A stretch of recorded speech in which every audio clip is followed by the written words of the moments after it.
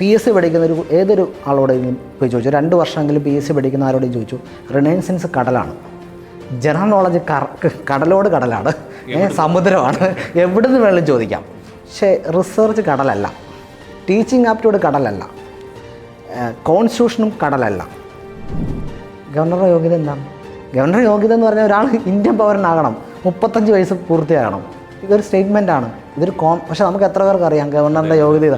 നമ്മൾ ഓർക്കുന്ന ഏതെങ്കിലും ഒരു ജുഡീഷ്യൽ അല്ലെങ്കിൽ ഒരു സുപ്രീം കോടതിയിൽ നിന്നോ ഹൈക്കോടതിയിൽ നിന്നോ ചീഫ് ജസ്റ്റിസോ അല്ലെങ്കിൽ ആ തരത്തിൽ ഏതെങ്കിലുമൊക്കെ കാര്യങ്ങളിലേക്ക് വന്നവരാ. ഇത്രേ ഉള്ളൂ, 2 യോഗ്യതയുള്ളൂ. ഇന്ത്യൻ പൗരനായിരിക്കണം, 35 വയസ്സ് ആണെങ്കിൽ നിങ്ങളെ പരിഗണിക്കാം. യാതൊരു തരത്തിലോ കോൺസ്റ്റിറ്റ്യൂഷണൽ ഭരണഘടനമായ യാതൊരു പ്രശ്നമില്ല.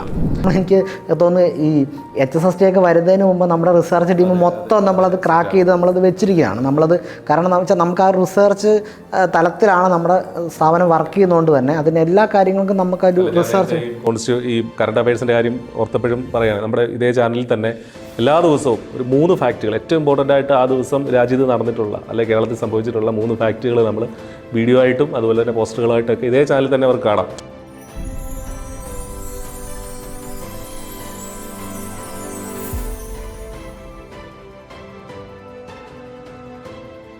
ഹായ് ഫ്രണ്ട്സ്, HSST പരീക്ഷകളുടെ ഒരു പൂക്കാലമാണ് ഈ 2026 വരാനിരിക്കുന്നത്.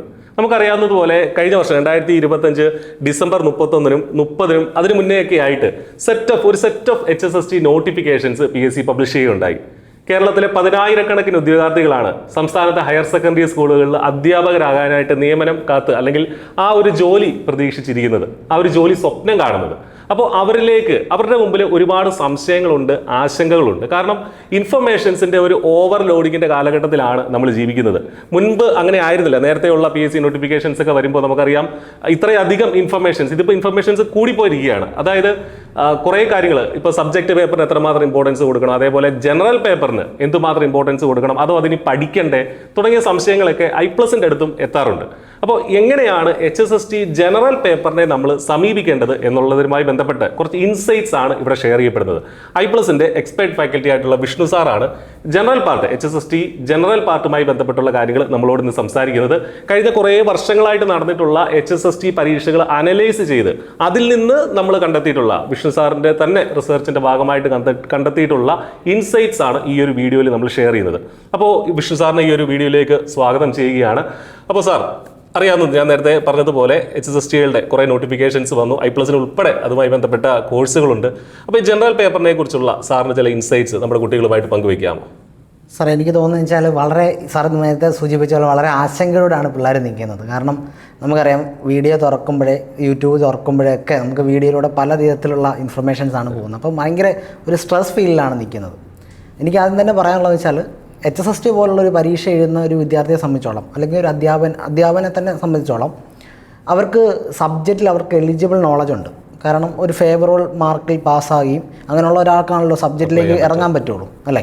സ്വാഭാവികമായിട്ടും ടീച്ചിങ് എന്ന് പ്രൊഫഷൻ എടുക്കണമെങ്കിൽ തന്നെ അവർക്ക് സബ്ജക്റ്റിൽ ഒരു ആക്യുറേറ്റ് ആയിട്ടുള്ള നോളജ് ഉള്ളതുകൊണ്ട് തന്നെയാണ്, ആ കോൺഫിഡൻസിൻ്റെ അടിസ്ഥാനത്തിലാണ് അധ്യാപനത്തിലേക്ക് മുന്നോട്ട് പോകുന്നത്. സ്വാഭാവികമായിട്ടും PGക്ക് ഫേവറബിൾ ആയിട്ടുള്ള subject knowledge plus BEd plus net അല്ലെങ്കിൽ സെറ്റ് അല്ലെങ്കിൽ MPhil അല്ലെങ്കിൽ PhD അത്ര തരത്തിലുള്ള യോഗ്യതയായിട്ട് വരുന്ന ആളുകളുടെ അടുത്ത് നമ്മൾ പ്രത്യേകിച്ച് സബ്ജക്റ്റിനെ പ്രശ്നം വരുത്തി അല്ലെങ്കിൽ സബ്ജക്റ്റിനോട് കുറച്ചും കൂടെ വളരെ ഡീറ്റെയിൽ ആയിട്ടൊന്നും പറഞ്ഞു കൊടുക്കേണ്ട ആവശ്യമില്ല. അവർക്ക് ഓൾറെഡി അവരുടെ ഇന്നാണ് ആ വിഷയത്തിൽ.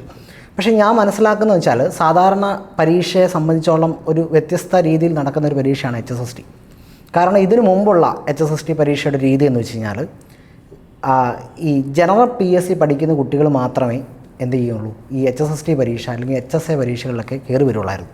പ്രത്യേകിച്ച് HSST പരീക്ഷ. കാരണം എന്ന് വെച്ചാൽ അതിൽ ഈ ജനറൽ PSCയുടെ കണ്ടൻറ്റ് ഭയങ്കര കൂടുതലായിരുന്നു.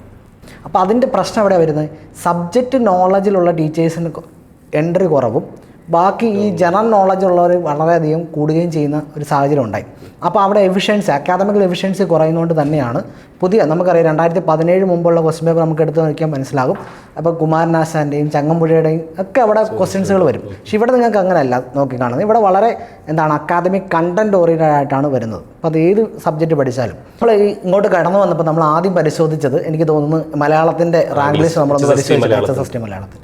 അതിൽ നമ്മുടെ ഈ ടെസ്റ്റ് മാർക്കിൻ്റെ മാർക്ക് നമ്മൾ ഞെട്ടിച്ച് കളഞ്ഞു 55 മാർക്കാണ്. ടോപ്പ് മാർക്ക് 55 മാർക്കാണ് അല്ലേ. അപ്പോൾ അതിൻ്റെ അർത്ഥം എന്താണ്? സബ്ജക്റ്റിൽ 70 മാർക്കിൻ്റെ അകത്ത് അല്ലേ, പിന്നെ ഈ പറയുന്ന 30 മാർക്കും കൂടെ വാങ്ങിച്ചിട്ട് 55 മാർക്കിലാണ് ഈ വ്യക്തി ഫസ്റ്റ് റാങ്ക് വരുന്നത്. അപ്പോൾ സബ്ജക്റ്റ് അത്രയും മാത്രം ബുദ്ധിമുട്ടാണ്, അതാണ് അതിൻ്റെ അർത്ഥം അല്ലേ. ഈ പറയുന്ന സബ്ജക്റ്റ് നോളജ് എന്ന് പറയുന്നത് എല്ലാ കുട്ടികൾക്കും ഒരേ ഫ്രെയിമാണ്. MG യൂണിവേഴ്സിറ്റി ആണെങ്കിലും കേരള യൂണിവേഴ്സിറ്റി ആണെങ്കിലും കേരളത്തിൽ ഏത് യൂണിവേഴ്സിറ്റികളാണെന്ന് പറഞ്ഞാലും പുറത്തുള്ള യൂണിവേഴ്സിറ്റികളാണെന്ന് പറഞ്ഞാലും ഏകദേശം സിലബസ് എന്ന് പറയുന്നത് സെയിമാണ്. അപ്പോൾ കണ്ടന്റ് എല്ലാവർക്കും കിട്ടുന്ന ഒരുപോലെ. BEdൻ്റെ കണ്ടന്റും എല്ലാം സെയിം തന്നെ. സെറ്റ് എല്ലാവർക്കും കോമൺ ആയിട്ട് കിടക്കുന്നതാണ്, നെറ്റ് എല്ലാം കോമൺ ആയിട്ട്. പിന്നെ എന്താണ് വ്യത്യസ്തമായിട്ട് നിൽക്കുന്നത്? ഫസ്റ്റ് പേപ്പറാണ് വ്യത്യസ്തമായിട്ട് നിൽക്കുന്നത്, ജനറൽ പാർട്ട്. കാരണം അവിടെ വരുന്ന മാർക്കാണ് നിങ്ങളെ ഈ എലിജിബിൾ റാങ്കിലേക്ക് തള്ളിവിടുന്നത്. അപ്പോൾ പലപ്പോഴും കാണുന്നൊരു പ്രശ്നം എന്താണെന്നറിയോ സാറേ, ഈ ജനറൽ PSC പഠിക്കുന്ന കുട്ടികളുണ്ട്, അവർക്ക് ഒരുമാതിരി കോൺസ്റ്റിറ്റ്യൂഷൻ അറിയാം, റിനൈസൻസിൻ്റെ പാട്ടറിയാം, അതുപോലൊപ്പം തന്നെ ഈ എന്താണ് ജനറൽ നോളജിൻ്റെ പാട്ടൊക്കെ അവർക്കറിയാം. അപ്പോൾ അവരെ സംബന്ധിച്ചിടത്തോളം സബ്ജക്റ്റ് കുറച്ച് പൊടി തട്ടി എടുത്തു കഴിഞ്ഞാൽ അവർക്കൊന്ന് മുന്നോട്ട് വരാൻ പറ്റും. ഇവരായിരിക്കും സാധാരണഗതിയിലേക്ക് ഈ എന്താണ് ഫ്രണ്ട് എന്തിന് റാങ്കിലേക്ക് വരുന്നത്. അതിൻ്റെ കാരണം എന്നറിയാമോ? നമ്മൾ ഈ റാങ്ക് ലിസ്റ്റുകളെല്ലാം പരിശോധിക്കാൻ നമുക്കറിയാം MPhil ഉള്ളവർ PhD ഉള്ളവരൊക്കെ പുറകിലാണ് നിൽക്കുന്നത്. പക്ഷെ അക്കാദമിയിൽ മെറിറ്റ് ആയിട്ടുള്ളവരെല്ലാം പുറകിലാണ് നിൽക്കുന്നത്. അതിനകത്ത് സാറ് കുറച്ചും കൂടെ ഡീറ്റെയിൽ ആയിട്ട് ആ അക്കാദമിക് ഗ്രേഡ് പോയിന്റ് ഉണ്ടല്ലോ, അത് പരിശോധിച്ച് കഴിഞ്ഞാൽ നമ്മൾ അതിൻ്റെ മാർക്ക് എടുത്തു കഴിഞ്ഞാൽ എനിക്ക് തോന്നുന്നു ഒരു 75, 70, 72, 75 ആ റേഞ്ചിലൊക്കെ നിൽക്കുന്ന 82 വരെ റേഞ്ചിൽ നിൽക്കുന്നവർക്ക്, അതിന് മുകളിലുള്ളവരൊന്നും ഇല്ല. ആ അക്കാദമിക് ഗ്രേഡ് പോയിന്റ് എടുത്താൽ നമുക്കറിയാമല്ലോ എത്ര % ആണ് ഇവർക്ക് PGക്ക് ഉള്ളത്. അതാ അപ്പം അതിൻ്റെ കൃത്യമായ സാധനം എന്താണ്? അവർക്ക് ഇതിനകത്ത് സ്ട്രാറ്റജി ഉണ്ട്. ഏതാണ് PSCക്ക് ഒരു സ്ട്രാറ്റജി ഉണ്ട്. അവർക്ക് സ്ട്രാറ്റജി എന്ന് പറയുന്നത് ഈ 30 മാർക്കാണ്. അപ്പോൾ അവർ സബ്ജക്റ്റ് 2 മണിക്കൂർ ഞങ്ങൾ പഠിക്കുകയാണെങ്കിൽ ഞങ്ങൾ ഉറപ്പായിട്ടും 1 മണിക്കൂർ സബ്ജക്റ്റിനും 1 മണിക്കൂർ ഞങ്ങൾ എന്ത് ചെയ്യും, ജനറൽ പേപ്പറിന് മാറ്റി വെക്കും എന്നുള്ള തീരുമാനമാണ്. അല്ലാതെ 2 മണിക്കൂർ പഠിക്കുമ്പം അരമണിക്കൂർ ജനറൽ പാർട്ടിനേക്കും 1.5 മണിക്കൂർ എന്നുള്ളതല്ല. ഈക്വൽ ഡിവിഷൻ വേണം, എങ്കിൽ മാത്രമേ നമുക്ക് മുന്നോട്ട് വരാൻ പറ്റുള്ളൂ. അതാണ് നമുക്ക് ഇതിൻ്റെ പൊതുവായിട്ട് കാണേണ്ട ഒരു ചിത്രം എന്ന് പറയുന്നത്. നമ്മൾ ഈ ഡേറ്റകളും കൃത്യമായിട്ട് അനലൈസ് ചെയ്യുമ്പോൾ നമുക്ക് കിട്ടുന്നൊരു ഇൻഫർമേഷൻ എന്ന് പറയുന്നത്, നിങ്ങൾ ഇപ്പം എലിജിബിൾ ടൈം ജനറൽ പേപ്പറിനും സബ്ജക്റ്റിനും കൊടുക്കുകയും കൃത്യമായിട്ട് നിങ്ങൾ ഈ ജനറൽ പാർട്ടിനെ കൃത്യമായിട്ട് സ്ട്രാറ്റജിക്കലി നിങ്ങൾ നേരിട്ടാൽ മാത്രമേ നിങ്ങൾക്ക് ഈ റാങ്കിലേക്ക് മുന്നോട്ട് വരാൻ പറ്റൂ. തീർച്ചയായിട്ടും. കാരണം എന്താണെന്ന് അറിയാം സാറേ, എൻ്റെ പ്രശ്നം ഞാൻ പറയാം. ഈ മുൻനിര റാങ്കിൽ കയറുന്നവർക്ക് സാർ ശ്രദ്ധിച്ചിട്ടുണ്ടോ എന്നറിയില്ല, അവർക്ക് ഇൻ്റർവ്യൂവിൻ്റെ മാർക്ക് കുറവായിരിക്കും സാധാരണഗതിയിൽ. അതിൻ്റെ കാരണം എന്ന് വെച്ചാൽ അവരുടെ ഈ അക്കാദമിക് ഗ്രൗണ്ട് ഭയങ്കര കുറവാണ്. കാരണം ഈ PSC വരുമ്പോഴത്തേന് ഇൻ്റർവ്യൂ വരുമ്പോൾ സബ്ജക്ട് എക്സ്പേർട്ടിൻ്റെ തീരുമാനം ഭയങ്കര ഇമ്പോർട്ടൻ്റ് ആണ്. അപ്പോൾ അങ്ങനെ വരുന്ന ചോദ്യങ്ങൾ അവർക്ക് നേരിടാൻ ഭയങ്കര കുറവായിരിക്കും. കാരണം അവരുടെ ബേസ് നോളജ് എന്ന് പറയുന്നത് 30. കാരണം ഈ സാറൊന്ന് ആലോചിച്ച് നോക്കി, ഈ 55 മാർക്ക് കിട്ടിയ ഒരാൾ 20 മാർക്ക് അവന് ഫസ്റ്റ് പേപ്പറിൽ നിന്നാണ് കിട്ടിയെന്ന് വിചാരിച്ചു ആ ക്യാൻഡിഡേറ്റിന്. ബാക്കി എത്ര മാർക്കുണ്ട്? 55-ന് 35 മാർക്കുള്ളൂ ആ സബ്ജക്റ്റിൽ നിന്ന്. 70, 35 എന്ന് പറയുന്നത് ഇത് ആനകറ മലയൊന്നും അല്ല, വളരെ സിമ്പിളാണ്. എന്ന് വെച്ചാൽ നമുക്ക് നെഗറ്റീവ് മാർക്ക് കൂടെ ഉള്ളപ്പം ഇപ്പം ടീച്ചിങ് ആപ്റ്റിറ്റ്യൂഡ് ആയിക്കോട്ടെ, റിസർച്ച് മെത്തഡോളജി ആയിക്കോട്ടെ, കോൺസ്റ്റിറ്റ്യൂഷൻ ആയിക്കോട്ടെ, റിനൈസൻസിൻ്റെ മറ്റു ഭാഗങ്ങളായിക്കോട്ടെ, സോഷ്യൽ വെൽഫെയർ സ്കീമുകളായിക്കോട്ടെ, ജനറൽ നോളജ് ആയിക്കോട്ടെ, ഇതിന് കൃത്യമായ സ്ട്രക്ചേർഡ് പാറ്റേൺ ഉണ്ട്. നമുക്കിവിടെ നെറ്റുണ്ട്, നെറ്റിൻ്റെ അത് ടീച്ചിങ് ആപ്റ്റിറ്റ്യൂഡ് ഉണ്ട്, സെറ്റിൻ്റെ അത് ടീച്ചിങ് ആപ്റ്റിറ്റ്യൂഡ് ഉണ്ട്, മറ്റ് ജനറൽ PSC ഈ HSSTയുടെ BYQ ഉണ്ട്. അപ്പോൾ നിലവിൽ നമുക്ക് ഇതിൻ്റെ ട്രെൻഡ് അറിയാം, റിസർച്ചിൻ്റെ ഈ ട്രെൻഡ് നമുക്ക് ഐഡൻറ്റിഫൈ ചെയ്യാൻ പറ്റും. മറ്റ് കോൺസ്റ്റിറ്റ്യൂഷൻ ഓൾറെഡി PSCയുടെ ജനറൽ പാർട്ടിൽ വരുന്ന എല്ലാ പരീക്ഷയുടെയും കൂടെ സാധാരണ സിലബസ് ആണല്ലോ നമ്മുടെ HSST ബാക്കി പോകുന്നത്. അപ്പോൾ ഇതിലെല്ലാം എന്തുണ്ട്, കൃത്യമായി ട്രെൻഡ് അറിയാൻ പറ്റും. അപ്പോൾ ആ ട്രെൻഡ് മനസ്സിലാക്കി കൃത്യമായി പഠിക്കുക എന്നുള്ളതാണ് ഇതിൻ്റെ അകത്ത് കൃത്യമായിട്ട് നമ്മൾ ചെയ്യേണ്ട കാര്യം. സാർ പറഞ്ഞതിൽ ഒരു കാര്യം എനിക്ക് സ്ട്രൈക്ക് ചെയ്ത്, ഈ പറഞ്ഞ പോലെ നമ്മൾ മുൻനിര റാങ്കുകളിൽ വരുന്ന നേരത്തെ ഉണ്ടായിരുന്ന ഒരു പക്ഷേ ജനറൽ പേപ്പറിന് ഹോൾഡ് കൂടുതലുള്ളവരും അക്കാഡമിക്കലി ഒരുപാട് ബ്രൈറ്റ് ആയവർ ചിലപ്പം പിറകിലേക്ക് പോകാം എന്നും പറഞ്ഞു. അത് ജനറൽ പേപ്പർ ശ്രദ്ധിക്കാത്തതുകൊണ്ടാണെന്നും പറഞ്ഞു. അപ്പോൾ എൻ്റെ മനസ്സിൽ തോന്നിയ ഒരു കൺസെപ്റ്റ് എന്ന് പറഞ്ഞാൽ, ഇപ്പോൾ അക്കാഡമിക്കലി അത്യാവശ്യം ബ്രൈറ്റ് ആയിട്ടുള്ള ഒരാൾ, അക്കാഡമിക്സ് അറിയാം, ഇപ്പോൾ സബ്ജക്റ്റ് അറിയാം, അയാൾ ജനറൽ പേപ്പറിനും കൂടെ ഈ സാറി പറഞ്ഞതുപോലെ ഒരു ഇമ്പോർട്ടൻസ് കറക്റ്റായിട്ടൊരു സ്ട്രക്ചേർഡ് ആയിട്ട് നമ്മൾ പോവുകയാണെങ്കിൽ ഉറപ്പായിട്ടും അത്തരം ആളുകൾക്ക് ഇനിയുള്ള റാങ്ക് ലിസ്റ്റുകളിൽ ടോപ്പ് റാങ്ക് വരുമെന്നുള്ള കാര്യത്തിൽ ഒരു സംശയം വേണ്ട. അതായത് നിങ്ങൾ റാങ്ക് എടുക്കുന്നുണ്ടോ, അതായത് 10-ലോ 30-ലോ 20-ലോ താഴെ നിങ്ങൾ റാങ്കിലേക്ക് വരുന്നുണ്ടോ, ആ ഉറപ്പായിട്ട് നിങ്ങൾ ഫസ്റ്റ് പേപ്പർ നിങ്ങൾ കമ്മിറ്റഡ് ആകാതെ വരില്ല. കാരണം സബ്ജക്റ്റ് 70 എന്ന് മേടിക്കുക എന്ന് പറയുന്നത് നിസ്സാരമല്ല. കാരണം ഇത് HSST പരീക്ഷയാണ്. കാരണം ഔട്ട് ഓഫ് ബോക്സിൽ എത്ര ക്വസ്റ്റ്യൻസ് കയറി വരുമെന്നറിയാം. അത് സിലബസിന്റെ ഫ്രെയിമിൽ മാത്രമല്ല നിൽക്കുന്നത്. തന്നെയല്ല നിങ്ങൾ ആ ദിവസത്തെ നിങ്ങളുടെ ഒരു രീതി, നിങ്ങളുടെ ഒരു ബിഹേവിയർ, നിങ്ങൾക്ക് കിട്ടുന്ന ഒരു നിങ്ങൾക്ക് ഇപ്പോൾ ഒരു ക്വസ്റ്റ്യൻ കിട്ടിക്കഴിഞ്ഞാൽ നിങ്ങൾക്ക് മാക്സിമം ഡെവലപ്പ് ചെയ്ത് ആ സമയം കൊണ്ട് ആൻസറിലേക്ക് എത്തിച്ചേരാൻ, ഇതൊക്കെ ഒരുപാട് കൺസ്ട്രെയിൻസ് ആണ്. അപ്പോൾ നമ്മൾ എന്ത് കാര്യം ചെയ്യുന്ന പോലെ എല്ലാ ഭാഗത്തും നമുക്കൊരു ആധികാരികമായ ആവറേജ് നോളജ് ഉണ്ടെങ്കിൽ അതാണ് ഏറ്റവും ബെനിഫിറ്റ് ആയിട്ടുള്ളത്. അതുപോലെ ഒരു കാര്യമാണ്, ഇപ്പോൾ ജനറൽ പേപ്പറിനെ സംബന്ധിച്ച് നമ്മൾ പറയുകയാണെങ്കിൽ നമുക്കറിയാം 30 മാർക്കിനാണ് ജനറൽ പേപ്പർ ഉള്ളത്. നമ്മളൊരു എത്ര എയിം ചെയ്യണം, അല്ലെങ്കിൽ ഒരു റിയലിസ്റ്റിക് ആയിട്ട് നമ്മൾ വെറുതെ 30-ൽ 30 നേടാം എന്ന് പറഞ്ഞിട്ട് നമ്മൾ അങ്ങനെ പറഞ്ഞിട്ട് കാര്യമില്ലല്ലോ. അപ്പോൾ ഒരു റിയലിസ്റ്റിക് ആയിട്ട് ഒരു കുട്ടി എത്ര വാങ്ങിയാൽ ഒരു ടോപ്പിലേക്ക് എത്താം, അല്ലെങ്കിൽ എത്ര എയിം ചെയ്യണം, അതിൽ തന്നെയും ഏതൊക്കെ ഭാഗങ്ങൾക്ക് നമുക്കറിയാം. അത് ടീച്ചിങ് റിസർച്ച് വരുന്നുണ്ട്, കോൺസ്റ്റിറ്റ്യൂഷൻ വരുന്നുണ്ട്, സിലബസ് നോക്കിയാൽ സോഷ്യൽ വെൽഫെയർ സ്കീംസ് വരുന്നുണ്ട്, GK കറണ്ട് അഫയേഴ്സ്, റിനേസൻസ് ഒക്കെ വരുന്നുണ്ട്.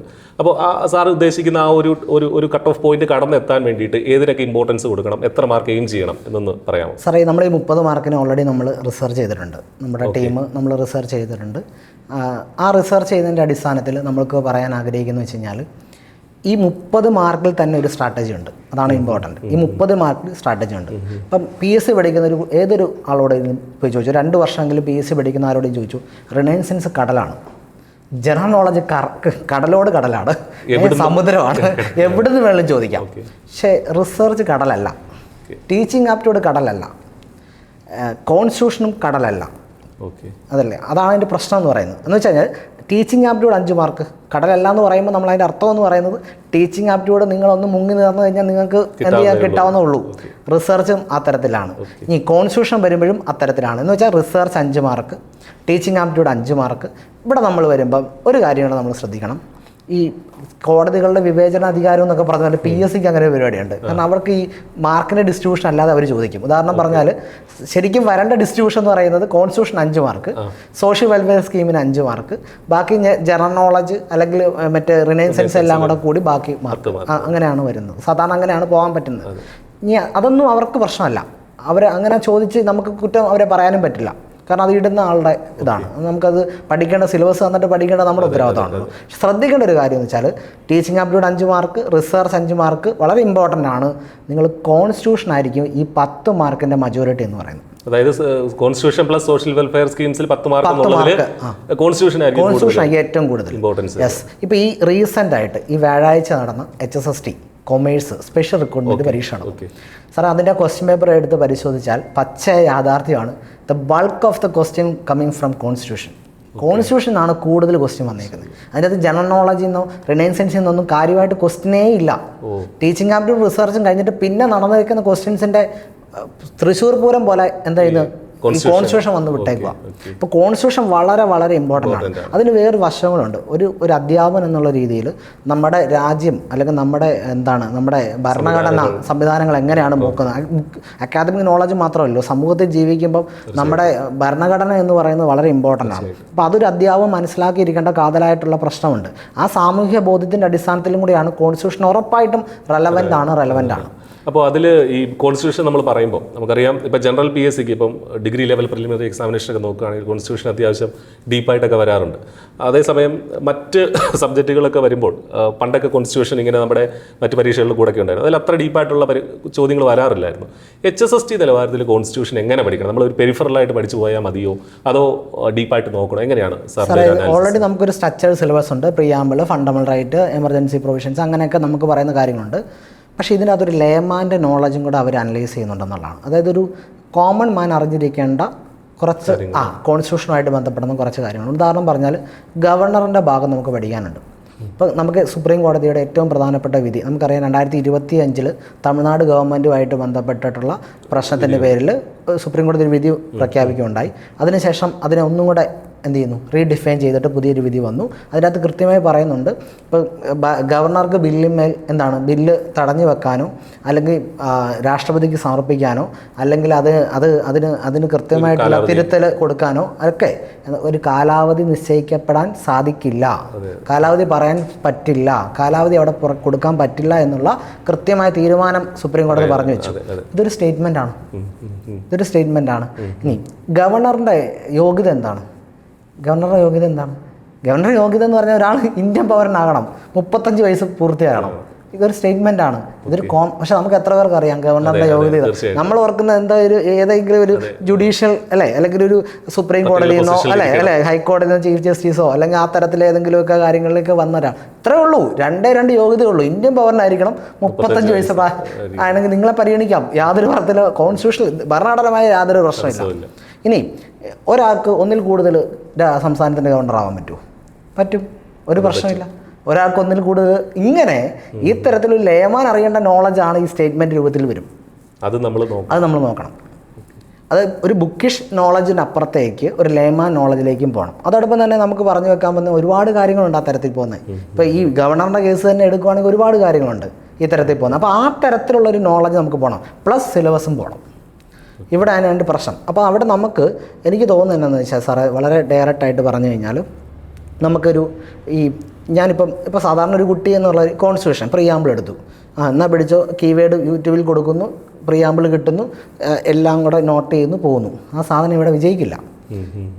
പ്രിയാമ്പിളെ നമ്മളൊരു ഒരു നോളജ് വായിച്ചെടുക്കുമല്ലോ. എങ്ങനെയാണ് നമ്മളൊരു വിഷയം മനസ്സിലാക്കി എടുക്കാൻ വേണ്ടിയുള്ളൊരു വായനയുണ്ടല്ലോ, ആ വായനയിലൂടെ പഠിച്ചാൽ മാത്രമേ നിങ്ങൾക്ക് അതിൻ്റെ ആൻസർ ചെയ്യാൻ പറ്റുള്ളൂ. കാരണം ഇത് സ്റ്റേറ്റ്മെൻറ്റ് രൂപത്തിലാണ് വരുന്നത്. അങ്ങനെയാണ് വരുന്നത്. ഈ ഇടുന്ന ആൾ നിങ്ങളുടെ കോമൺ സെൻസ് കൃത്യമായിട്ട് വീഴുന്നുണ്ടോ എന്ന് മനസ്സിലാക്കിയിട്ടാണ്. അവർക്കറിയാം നിങ്ങൾ തത്തമ്മേ പൂച്ചയാണോ, നിങ്ങൾ ലോജിക്കൽ രീതിയിലാണോ, അല്ലെങ്കിൽ നിങ്ങൾ കൃത്യമായി സിസ്റ്റമാറ്റിക് രീതിയിലാണോ പഠിച്ചിട്ട് വേണമെന്ന് അറിയാം. അപ്പോൾ ആ തരത്തിലുള്ള നോളജ് അവിടെ എടുക്കും. അപ്പോൾ പ്രിയാമ്പിളിനെ മീൻസ് കോൺസ്റ്റിറ്റ്യൂഷൻ നിങ്ങൾ കാണേണ്ടത് വളരെ കൃത്യമായ രീതിയിൽ, അത് നന്നായിട്ട് നമ്മളൊരു ഭരണഘടന എഴുത്ത് വായിച്ച് പഠിച്ച് മനസ്സിലാക്കുന്ന രീതിയിൽ തന്നെ വേണം പഠിച്ചു പോകാൻ. അപ്പോൾ ആ നോളജിനെ നിങ്ങൾ ഡെവലപ്പ് അതെങ്ങനെയാണെന്ന് ചോദിച്ചു കഴിഞ്ഞാൽ ഇത്ര മാത്രമേ ഉള്ളൂ. നമ്മൾ സിലബസ് എടുക്കുന്നു, അത് സിലബസ് കംപ്ലീറ്റ് ചെയ്യുന്നു. അതിനുശേഷം 2017 തൊട്ടാണ് ഈ ട്രെൻഡ് മാറുന്നത്. അതായത് ഈ HSC പരീക്ഷ ട്രെൻഡ് മാറുന്നത്. അപ്പോൾ അതിന് ശേഷമുള്ള ഒരുപാട് ക്വസ്റ്റ്യൻ പേപ്പർ നിങ്ങൾക്ക് കിട്ടില്ല, അവൈലബിൾ അല്ലായിരിക്കും. പക്ഷേ ഈ HSSTയോട് ഈക്വലൈസ് ചെയ്യുന്ന ചില PSC പരീക്ഷകളുണ്ട്. അതായത് ആ തരത്തിൽ ഒരു ഗസറ്റഡ് റാങ്കിൽ നിൽക്കുന്ന തരത്തിലുള്ള പരീക്ഷ ഉണ്ട്. അങ്ങനെയുള്ള പരീക്ഷയുടെ കോൺസ്റ്റിറ്റ്യൂഷൻ സിലബസ് ഉള്ള ക്വസ്റ്റ്യൻ പേപ്പർ എടുക്കണം. അപ്പം നിങ്ങൾ ഡിഗ്രി ലെവൽ പരീക്ഷ എടുത്തു കഴിഞ്ഞാൽ നിങ്ങൾ വെറുതെ ഫാക്ട്സ് ഓറിയൻറ്റഡ് ആയിരിക്കും. അവിടെ എന്താണ് നാഷണൽ എമർജൻസി വന്ന ഡേറ്റോ അങ്ങനെ തരത്തിലുള്ള കാര്യങ്ങളാണ്. ഇങ്ങനെയൊന്നും ഇതിങ്ങനെ വരത്തില്ല എന്ന് നമുക്ക് പറയാൻ പറ്റില്ല കേട്ടോ. അതാണ് ഞാൻ വന്നേക്കാം. അതാണ് ഞാൻ ആദ്യം പറഞ്ഞത്, സിലബസ് അതിൻ്റെതായ രീതിയിൽ നിങ്ങൾ തീർത്തതിന് ശേഷം പക്ഷെ നിങ്ങൾ ഇതിനെ ഡെവലപ്പ് ചെയ്ത് പോകാനും കൂടെ സാധിക്കണം. അവിടെ നിങ്ങൾ കോൺസ്റ്റിറ്റ്യൂഷൻ വളരെ ഇമ്പോർട്ടൻ്റ് ആണ്. ജനറൽ പേപ്പറിൽ കോൺസ്റ്റിറ്റ്യൂഷൻ വലിയൊരു ഇമ്പോർട്ടൻസ് വളരെ ഇമ്പോർട്ടൻ്റ് ആണ്. ഒരു കാര്യം കൂടെ ഉള്ളത്, ഇപ്പോൾ ഈ സാർ പറഞ്ഞു റിനേസൻസും GK കടൽ പോലെ കിടക്കുകയാണ്. അപ്പോൾ നമുക്കറിയാം ആ ഒരു 10 മാർക്കിന് വേണ്ടി കുട്ടികളെ ചിലപ്പോൾ കുറേ ദിവസങ്ങൾ ചിലപ്പം ചിലവാക്കേണ്ടി വരും. അപ്പോൾ അതിൻ്റെ ഒരു സ്ട്രാറ്റജി എങ്ങനെയായിരിക്കണം പഠിക്കേണ്ടത്? ഇവിടെ നമുക്ക് ഓൾറെഡി PSCയിൽ ചോദിച്ചിട്ടുള്ള ഏതാണ് നമ്മുടെ ഈ റിനൈസൻസിൻ്റെ പാട്ടും ഞാൻ പറഞ്ഞു വെച്ചാൽ നിങ്ങളൊരു കാര്യം ചെയ്യുക, ജനറൽ നോളജിന് നിങ്ങൾ ഭയങ്കരമായ സമയം കണ്ടെത്തണ്ട. നിങ്ങളിപ്പം നോട്ടിഫിക്കേഷൻ വന്ന ദിവസം തൊട്ടുള്ള പത്രം നിങ്ങൾ വായിച്ചു തുടങ്ങിയാൽ മതി. നിങ്ങൾ പഠിക്കുന്നതിൻ്റെ കൂട്ടത്തിൽ രാവിലെ എണീറ്റ് നിങ്ങൾ പത്രം വായിച്ചിട്ട് അതിൻ്റെ അകത്ത് പ്രധാനപ്പെട്ട നിങ്ങൾ ഒരുപാട് സമയങ്ങൾ ജനറൽ നോളജിനൊന്നും വിടണ്ട. അതിൻ്റെ അകത്ത് മാക്സിമം നിങ്ങൾക്ക് അക്വയർ ചെയ്യാൻ പറ്റുന്ന മാർക്ക് എന്ന് പറഞ്ഞാൽ 5-ൽ താഴെയാണ്. അതാണ് ട്രെൻഡ് പറയുന്നത്. നിങ്ങൾ ഈ സാറിന് അറിയാമല്ലോ, നമുക്ക് റിനൈസൻസ് എടുത്ത് നോക്കിക്കഴിഞ്ഞാൽ എന്താണ് കിടക്കുന്നത് അല്ലെ? ജസ്റ്റ് ഒന്ന് നോക്കി തീരാൻ തന്നെ പാടാണ്. അപ്പം ഈ സബ്ജക്റ്റിൽ നിൽക്കുന്ന ആളെ സംബന്ധിച്ചോളം റിനൈസൻസ് എന്ന് പറയുന്നത് കുറച്ച് ബാലികറ മലയാണ്. കുറച്ച് സമയം എടുത്ത് ബാലികറ മല ഇൻ ദ സെൻസ് സമയം എടുത്ത് പഠിക്കേണ്ടതാണ്. നിങ്ങൾ ആ സമയം കോൺസ്റ്റിറ്റ്യൂഷൻ കൊടുക്കുക, നിങ്ങൾ ആ സമയം ടീച്ചിങ് ആപ്റ്റിറ്റ്യൂഡ് റിസർച്ചിന് കൊടുക്കുക. എന്ന് വെച്ചാൽ 5, 5, 10 പിന്നെ ഈ കോൺസ്റ്റിറ്റ്യൂഷൻ്റെ 10 കൂടെ വരുമ്പം, കാരണം സോഷ്യൽ വെൽഫെയർ സ്കീം വളരെ സ്ട്രക്ചേർഡ് ആണ്, കുറച്ചേ ഉള്ളൂ. അവിടെ നിങ്ങൾക്ക് ഈ പോക്സോ ആക്ട്, വൈൽഡ് ലൈഫ് ആക്റ്റുകൾ, അല്ലെങ്കിൽ ചിൽഡ്രൻസുമായിട്ട് ബന്ധപ്പെടുന്ന ആക്റ്റുകൾ, അല്ലെങ്കിൽ ബാലവേല പോലുള്ള നിയമങ്ങൾ, അത്തരത്തിലുള്ള കാര്യങ്ങളൊക്കെയാണ് അവിടെ സ്പെസിഫിക് ആണ്. പിന്നെ ഈ RT ആക്ട്, ആ തരത്തിലുള്ള കാര്യങ്ങൾ. ഇപ്പം എന്താണ് RT ആയിട്ട് ബന്ധപ്പെട്ട് ഈ കഴിഞ്ഞ ദിവസം ഈ വ്യാഴാഴ്ച നടന്ന ചോദ്യത്തിൽ നിന്നുള്ള ചോദ്യം ഇതായിരുന്നു, എന്താണ് വിവരാവകാശ നിയമപ്രകാരം 2013 എന്താണ് ബില്ല് പ്രകാരം ഏത് സ്ഥാപനത്തെയാണ് അതോറിറ്റി എന്നുള്ള നിർവചനത്തിൽ നിന്ന് മാറ്റിയത്? അത് പൊളിറ്റിക്കൽ പാർട്ടീസിനെയാണ് മാറ്റിയത്. അപ്പം നമ്മൾ RT ആയിട്ട് പഠിക്കുമ്പോൾ നമ്മൾ പഠിക്കുന്നത് എന്താണ്? വിവരാവകാശം വെക്കുമ്പം അത് അതിൻ്റെ ഫോം ഉണ്ടോ? ഫോം ഇല്ല. വിവരാവകാശത്തിന് എത്ര രൂപയുടെ സ്റ്റാമ്പ് ഒട്ടിക്കണം? 10 രൂപയുടെ സ്റ്റാമ്പ് ഒട്ടിക്കണം. ഏതെല്ലാം സ്ഥാപനങ്ങൾ വിവരാവകാശത്തിന് അകത്ത് വരും പുറത്ത് വരും? ഇങ്ങനെ പഠിക്കുമ്പോൾ 2013 വന്ന ബില്ലിൻ്റെ ചേഞ്ച് എവിടെ കിട്ടും? എവിടെ? പത്രം വായിച്ചാലേ കിട്ടുള്ളൂ. ശരിയാണ്. ഇതൊക്കെയാണ് ഇതിൻ്റെയൊക്കെ. എന്നോടൊരു സാറ് പറഞ്ഞു കേട്ടോ സാറേ, ഞാൻ ഈ ഭാഗത്ത് ഓർക്കുന്നതാണ്. സാറ് അസിസ്റ്റൻറ്റ് പ്രൊഫസറായിട്ട് ജോയിൻ ചെയ്ത സമയത്ത് സാർ എന്നോട് പറഞ്ഞൊരു എക്സ്പീരിയൻസാണ്. ഞാൻ വേറെ ഒന്നും ചെയ്തില്ല വിഷ്ണു, ഞാൻ അന്നുള്ള ദിവസത്തെ പത്രം വായിക്കുമായിരുന്നു. അടുത്ത ലൈബ്രറികളെ ഡിപ്പെൻഡ് ചെയ്യുമായിരുന്നു. എനിക്ക് പത്രം വായന ഈ പൊതുവിജ്ഞാനത്തിലേക്കും കറണ്ട് അഫയേഴ്സിലേക്കും തരത്തിലുള്ള മറ്റ് ആനുകൂല വിഷയങ്ങളിലേക്കൊക്കെ എന്നെ ലീഡ് ചെയ്തു. ആ പത്രം വായന എന്ത് ചെയ്തു? നോട്ടാക്കി വെച്ചു. ആ കുറിപ്പുകൾ പിന്നെ സമയബന്ധിതമായി വായിച്ചു നോക്കി. അങ്ങനെയൊക്കെയാണ് പോയത്. ശരിക്കും പറഞ്ഞാൽ ഇതാണ് ഇതിൻ്റെ ഒരു സോളെന്ന്, ഒരു ആത്മാവെന്ന് പറഞ്ഞ ഇതാണ്. മനസ്സിലായില്ലേ? നിങ്ങൾ തട്ടിക്കൂട്ട് പരിപാടിയിലേക്ക് പോകുമ്പോഴാണ് ഈ പ്രശ്നം വരുന്നത്. അപ്പം നിങ്ങൾക്ക് ഇവിടെ ചെയ്യാൻ പറ്റുന്നൊരു കാര്യം എന്ന് പറയുന്നത് ഈ സാധനത്തെ വളരെ ക്രിയാത്മകമായിട്ട് കാണണം. ഇതിനെ ഈ ഫസ്റ്റ് പേപ്പറിനെ വളരെ ക്രിയാത്മകമായിട്ട് കാണുവാണെങ്കിൽ ഞാൻ പറഞ്ഞല്ലോ, ഇപ്പം നമ്മളെ സംബന്ധിച്ചോളം നമ്മൾ റിസർച്ചിൻ്റെയും ടീച്ചിങ് ആപ്റ്റിറ്റ്യൂഡിൻ്റെയും ഇപ്പോൾ 2 വീക്കിലെ ക്ലാസ് കഴിഞ്ഞു. നമ്മൾ വളരെ ജഡ്ജ്മെൻ്റൽ ആയിട്ടുള്ളതാണ് ക്ലാസ്. നമുക്കത് എല്ലാവർക്കും പരിശോധിക്കാം. ആ തരത്തിലുള്ള ജഡ്ജ്മെൻ്റൽ ക്ലാസ്സാണ്. നമ്മൾ വെറുതെ MCQ ഒരു 10-50 MCQ എടുത്ത് പടപടപട അതൊന്നുമല്ല. ഒരു MCQ എങ്ങനെ ഡെവലപ്പ് ചെയ്ത് പോയി ആൻസർ വരാം, അതിൻ്റെ ഏതൊക്കെ രീതിയിൽ നമുക്ക് കൊണ്ടെത്തിക്കാൻ പറ്റും, ആ ഒരു സാധനമാണ് വേണ്ടത്. ആ ഒരു ലീഡിങ്ങിലാണ് പോകേണ്ടത്. നമ്മൾ ഇട്ടതിൻ്റെ ഉദ്ദേശം ഇതാണ്, നിങ്ങൾ പഠിക്കുമ്പം ഇതും കൂടെ നിങ്ങൾ ഇങ്ങനെ ഒരു പാത്തും കൂടെ ഉണ്ട്, ഇങ്ങനെ ഒരു വെയിലൂടെ പോകാം എന്ന് മനസ്സിലാക്കുകയാണ്. റിയലിസ്റ്റിക് ആയിട്ട് പറയുകയാണെങ്കിൽ നമ്മളൊരു 20 above നമ്മൾ എയിം ചെയ്യണം ജനറൽ പേപ്പർ. എങ്കിലേ നമുക്ക് നല്ല റാങ്കിലേക്ക് എത്താൻ പറ്റും. 20 മാർക്ക് ഡെഫിനറ്റ് ആയിട്ടും കിട്ടും. കാരണം കോൺസ്റ്റിറ്റ്യൂഷൻ ഞാൻ പറഞ്ഞല്ലോ, നമുക്ക് നമ്മൾ ഓൾറെഡി I+നെയൊക്കെ സംബന്ധിച്ചോളം എനിക്ക് തോന്നുന്നു ഈ HSST ഒക്കെ വരുന്നതിന് മുമ്പ് നമ്മുടെ റിസർച്ച് ടീം മൊത്തം നമ്മളത് ക്രാക്ക് ചെയ്ത് നമ്മളത് വെച്ചിരിക്കുകയാണ്. കാരണം എന്ന് വെച്ചാൽ നമുക്ക് ആ റിസർച്ച് തലത്തിലാണ് നമ്മുടെ സ്ഥാപനം വർക്ക് ചെയ്യുന്നതുകൊണ്ട് തന്നെ അതിന് എല്ലാ കാര്യങ്ങൾക്കും നമുക്ക് ഈ കറണ്ട് അഫയേഴ്സിന്റെ കാര്യം ഓർത്തപ്പോഴും പറയുകയാണ്, നമ്മുടെ ഇതേ ചാനലിൽ തന്നെ എല്ലാ ദിവസവും ഒരു 3 ഫാക്റ്റുകൾ ഏറ്റവും ഇമ്പോർട്ടൻ്റ് ആയിട്ട് ആ ദിവസം രാജ്യത്ത് നടന്നിട്ടുള്ള അല്ലെങ്കിൽ കേരളത്തിൽ സംഭവിച്ചിട്ടുള്ള 3 ഫാക്റ്റുകൾ നമ്മൾ വീഡിയോ ആയിട്ടും അതുപോലെ തന്നെ പോസ്റ്ററുകളായിട്ടൊക്കെ ഇതേ ചാനലിൽ തന്നെ അവർക്ക് കാണാം. ജസ്റ്റ് വേറെ എങ്ങും അവർക്ക് സെർച്ച് ചെയ്യണ്ട, ആ ചാനൽ മാത്രം കഴിഞ്ഞ ഒരു 5-6 മാസത്തെ എടുത്തു കഴിഞ്ഞാൽ തന്നെ കിട്ടും. ഞാനത് വെരിഫൈ ചെയ്ത് അങ്ങനെയുള്ള ഫാക്റ്റുകളും ഇൻക്ലൂഡഡ് ആണ്. അപ്പോൾ ചുരുക്കി പറഞ്ഞാൽ പക്ഷേ നമ്മൾ ഈ ഉദ്യോഗാർത്ഥികളെ പേടിപ്പിക്കാനും പാടില്ലല്ലോ. ഈ ഒരുപാട് ഡീപ്പായിട്ട് ഈ കോൺസ്റ്റിറ്റ്യൂഷനൊക്കെ അത്രയും പോകണം എന്നൊക്കെ പറയുമ്പോൾ പോലും ഇനിയുള്ള നമുക്കറിയാം മെയ്, ജൂൺ, ജൂലൈ ആ ഒരു മാസങ്ങളിലായിട്ടാണ് HSST ഷെഡ്യൂൾ ചെയ്തിരിക്കുന്നത്. സെൽഫ് സ്റ്റഡി ഫസ്റ്റ് പേപ്പറിൽ എത്രമാത്രം സെൽഫ് സ്റ്റഡി, സബ്ജക്റ്റിൽ എത്രമാത്രം സെൽഫ് സ്റ്റഡി അപ്രോച്ചബിളാണ്. ടൈം ലിമിറ്റും ആണല്ലോ പ്രശ്നം. 4 മാസം കൊണ്ട് നമ്മൾ ഓടിയെടുക്കുക എന്നുള്ളത് അതാണ് പ്രശ്നം. സബ്ജക്റ്റ് നമുക്ക് പിടിക്കണം. ഇപ്പോൾ സബ്ജക്റ്റ് എന്ന് പറയുമ്പോൾ എനിക്ക് അറ്റൻഷൻ കിട്ടുന്ന സബ്ജക്റ്റ് ഉണ്ടാവും, എനിക്ക് കുറച്ച് വർക്ക് ചെയ്യേണ്ട സബ്ജക്റ്റ് ഉണ്ടാവും. ഫസ്റ്റ് പേപ്പറിൽ അത് തന്നെ വരും. ഇപ്പോൾ ടീച്ചിങ് ആപ്റ്റിറ്റ്യൂഡിൻ്റെ കേസ് എടുക്കാം. സാറേ ടീച്ചിങ് ആപ്റ്റിറ്റ്യൂഡ് ഞാൻ കണ്ടതെന്ന് വെച്ചാൽ 2 രീതിയിലാണ് ഇത് പോകുന്നത്. ഒന്ന് തിയററ്റിക്കൽ കോൺസെപ്റ്റ് എന്നുള്ള ക്വസ്റ്റിനും, 2 നമുക്കറിയാമല്ലോ, നിങ്ങളൊരു ടീച്ചറാണെങ്കിൽ ആ ടീച്ചറിൻ്റെ കണ്ണാടി വെച്ചിട്ട് നിങ്ങൾ ഈ വിഷയത്തെ എങ്ങനെ കാണും. ആ കേസിൽ വരുന്ന 1-2 വിഷയങ്ങളുണ്ട്. അതിലൊന്ന് ഇൻക്ലൂസീവ് എഡ്യൂക്കേഷൻ എന്ന് പറയുന്ന ഒരു കോൺസെപ്റ്റ്. 2 എന്ന് പറഞ്ഞ് കൾച്ചറലി റെസ്പോൺസീവ് ടീച്ചിങ് എന്ന് പറയുന്നത്. 3 എന്ന് പറയുന്നത് റിഫ്ലക്റ്റീവ് ടീച്ചിങ് എന്ന് പറയുന്നൊരു ഏരിയ. ഇത് 3ഉം വിഭാവനം ചെയ്യുന്നതെന്ന് വെച്ചാൽ ആസ് എ ടീച്ചർ എന്ന് പറയുന്ന രീതിയിൽ നിങ്ങളെങ്ങനെയാണ് ഈ വിഷയത്തെ കാണുന്നത്, ഒരു അധ്യാപനം എന്നുള്ള രീതിയിൽ നിങ്ങളെങ്ങനെയാണ് ഈ വിഷയങ്ങളൊക്കെ കാണുന്നത്. കാരണം ഇപ്പം കൾച്ചറലി റെസ്പോൺസീവ് ടീച്ചിങ് എന്ന് പറയുമ്പോൾ സാർ ആ കോൺസെപ്റ്റ് മനസ്സിലായില്ലേ. നിങ്ങളുടെ ക്ലാസ്സിൽ എന്തുണ്ടാവും, സിഖ് മതക്കാരൻ ഉണ്ടാവും, നിങ്ങളുടെ ക്ലാസ്സിലുണ്ടാവും ഇതര മതസ്കാരം ഉണ്ടാവും, നിങ്ങളുടെ ക്ലാസ്സിൽ വിഭിന്നമായിട്ടുള്ള കൾച്ചർ ഡൈവേഴ്സിറ്റിയിൽ നിറത്തിലോ മറ്റു കാര്യങ്ങളിലൊക്കെ ഉണ്ടാകുന്നവർ കാണും. നിങ്ങൾ ഏത് രീതിയിലാണ് അപ്രോച്ച് ചെയ്യുന്നത്? ഈ കൾച്ചർ ഡൈവേഴ്സിറ്റീനെ നിങ്ങൾ കൃത്യമായിട്ട് വാല്യൂ ചെയ്യുകയും റെസ്പെക്റ്റ് ചെയ്യുകയും ചെയ്യുന്ന തരത്തിലുള്ള മനോഭാവം നിങ്ങൾക്ക് വേണം. അപ്പോൾ കൾച്ചർ റെസ്പോൺസീവ് ടീച്ചിങ്ങിന് ഉറപ്പായിട്ടും ചോദ്യം വരും. അല്ലാതെ നിങ്ങൾ മറ്റേ ഇമോഷൻസ് വെച്ച് മാത്രമല്ല ഇപ്പോൾ ചോദ്യം വരുന്നത്. ഇൻക്ലൂസീവ് എഡ്യൂക്കേഷൻ ഞാനിപ്പോൾ ഉദാഹരണം പറഞ്ഞാൽ മഹാരാജ് കോളേജിൻ്റെ ഒരു എക്സാമ്പിൾ പറയാം കേട്ടോ. അവിടെ ഈ 2 നില ബിൽഡിങ്ങിലേക്ക് ഈ വയ്യാത്ത ആളുകളുണ്ടല്ലോ, നടന്നു പോകാൻ പറ്റും, അവർക്ക് പോകാനുള്ള പാത്തിലാണ് ഇത് പണിത് വെച്ചേക്കുന്നത്. അപ്പോൾ ആ കെട്ടിടം പണിയുന്നതിന് മുമ്പ് ഇൻക്ലൂസീവ് എഡ്യൂക്കേഷൻ ആലോചിക്കണം. ശരിയല്ലേ? ഇങ്ങനെയുള്ള കുട്ടി വന്നാൽ അവൻ ഈ 2ാം നില എൻജോയ് ചെയ്യണ്ടേ? വേണമല്ലോ, എല്ലാവർക്കും ആക്സസ് കിട്ടണ്ടേ? 2ാം നിലയിലാണ് ലൈബ്രറി ഉണ്ടെങ്കിൽ ആ കുട്ടിക്ക് പുസ്തകം എടുക്കണമെങ്കിൽ തീർച്ചയായിട്ടും വേണം. അപ്പോൾ ഇൻക്ലൂസീവ് എഡ്യൂക്കേഷൻ എന്ന് പറയുന്നത് എല്ലാ തരത്തിലുള്ള ആളുകളെയും കൂടെ ഒരുമിച്ച് കൊണ്ടുപോകാം. പണ്ടെന്ന് പറഞ്ഞാൽ സാറേ എങ്ങനെയാണ്, ഡിസേബിൾ ആയിട്ടുള്ള കുട്ടികൾക്ക് വേറൊരു ഇൻസ്റ്റിറ്റ്യൂഷനായിരുന്നു, അവർക്ക് പർട്ടിക്കുലർ ഇൻസ്റ്റിറ്റ്യൂഷൻ അവിടെ പോയി പഠിക്കുക, കാര്യങ്ങൾ പോവുക. ഇൻക്ലൂസീവ് എഡ്യൂക്കേഷൻ വരുമ്പോൾ അത് മാറി, എല്ലാവരും ഒരുപോലെയാണ്. അപ്പോൾ അവിടെ ഈ ഇൻഡിവിജ്വൽ ഇൻസ്ട്രക്ഷൻസ് ഇമ്പോർട്ടൻ്റ് ആണ്, അല്ലെങ്കിൽ ഡിഫറൻഷ്യേറ്റഡ് ഇൻസ്ട്രക്ഷൻസ് ഇമ്പോർട്ടൻ്റ് ആണ്. അതായത് ഒരു കണ്ടൻറ്റ് അല്ലേ പല രീതിയിലുള്ള കുട്ടികൾ നിൽക്കുന്നു, എങ്ങനെ പറഞ്ഞു കൊടുക്കും അല്ലേ? അപ്പോൾ ആ തരത്തിലുള്ള ടീച്ചിങ് മെത്തേഡുകളിലേക്ക് നമ്മൾ കണ്ടു. അവിടെ നമുക്ക് ലെക്ചർ മെത്തേഡ് ഉപയോഗിക്കേണ്ട കേസ് വരും, ഡിസ്കഷൻസ് മെത്തേഡ് ഉപയോഗിക്കേണ്ട കേസ് വരും, പല ടീച്ചിങ് എയ്ഡുകൾ ഉപയോഗിക്കേണ്ട കേസുകൾ വരും. അപ്പോൾ ആ തരത്തിലൊക്കെ നമുക്ക് എന്ത് ചെയ്യാൻ പറ്റും, കൊണ്ടുപോകാൻ പറ്റും. ചോദ്യങ്ങൾ വരും, ആ തരത്തിലെല്ലാം ചോദ്യങ്ങൾ വരും. അപ്പോൾ ഇതെല്ലാം ലിങ്ക് ആണെന്ന് അർത്ഥം. അപ്പോൾ പൊതുവേ നമ്മൾ ഈ പറഞ്ഞതിൻ്റെ ഒരു രത്ന ചുരുക്കം എന്ന് പറയുന്നത് ജനറൽ പേപ്പർ വളരെ ഇമ്പോർട്ടൻ്റ് ആണ്. HSST പഠിക്കുന്ന ഒരു ഉദ്യോഗാർത്ഥി, നമുക്കറിയാം മെയിൽ ഇനി പരീക്ഷ അല്ലെങ്കിൽ ജൂലൈയിലൊക്കെ പരീക്ഷകൾ വരും. അപ്പോൾ ജനറൽ പേപ്പർ സാറ് പറഞ്ഞതുപോലെ ഈക്വൽ ഇമ്പോർട്ടൻസ് തന്നെ ജനറൽ പാർട്ടിന് നൽകി തന്നെ മുന്നോട്ട് പോകാനായിട്ട് ശ്രദ്ധിക്കണം. അപ്പോൾ സാറിൻ്റെ ഒരു കൺക്ലൂഡിങ് വേർഡ്സ് എന്നുള്ള രീതിയിൽ കുട്ടികളോട് എന്താണ് പറയാനുള്ളത്? സാർ എനിക്ക് പറയാനുള്ളത് വെച്ചാൽ ആരും നമുക്കിത് പേടിക്കേണ്ട ആവശ്യമേ ഇല്ല. ഇത് നിങ്ങൾ വളരെ സൗമ്യമായിട്ട് ഞാൻ പറഞ്ഞല്ലോ, നമ്മളിത് കാണേണ്ട കാഴ്ചയിലും കാണേണ്ട കാഴ്ചപ്പാടിലും മാത്രം കണ്ടാൽ മതി. നിങ്ങൾ വലിയ ഭീമമായ ടെൻഷനിലൊന്നും കൊടുത്ത് പോകേണ്ട ആവശ്യമൊന്നുമില്ല. പക്ഷേ വേണ്ടതായിട്ടുള്ള സീരിയസ്നെസ് കൊടുക്കണം, അതാണ് പ്രശ്നം. ഇപ്പം നിങ്ങളെ സംബന്ധിച്ചോളം വളരെ ചെറിയ ടൈം ഫ്രെയിം മാത്രമേ ഉള്ളൂ. ഈ ഇത്രയും ക്വസ്റ്റ്യൻ പേപ്പർ തന്നെ ഡൗൺലോഡ് ചെയ്ത് വർക്ക് ചെയ്ത് വരിക എന്ന് പറഞ്ഞു കഴിഞ്ഞാൽ തന്നെ സമയത്തിൻ്റെ വലിയ പ്രശ്നങ്ങളുണ്ട്. അപ്പോൾ ആ സമയത്തെ കൃത്യമായിട്ട് പ്രയോജനപ്പെടുത്തിക്കൊണ്ട് സബ്ജക്റ്റ് മാത്രം നോക്കാതെ, ഞാൻ ഈ പറയുന്നത് നിങ്ങൾ റിസർച്ചും ടീച്ചിങ് ആപ്റ്റിറ്റ്യൂഡും കോൺസ്റ്റിറ്റ്യൂഷനും ഈ സോഷ്യൽ വെൽഫെയർ സ്കീമുകൾ മാത്രമെങ്കിലും പോയെങ്കിൽ പോലും നിങ്ങൾക്ക് 10-15 മാർക്ക് ഷുവറാണ് അവിടെ.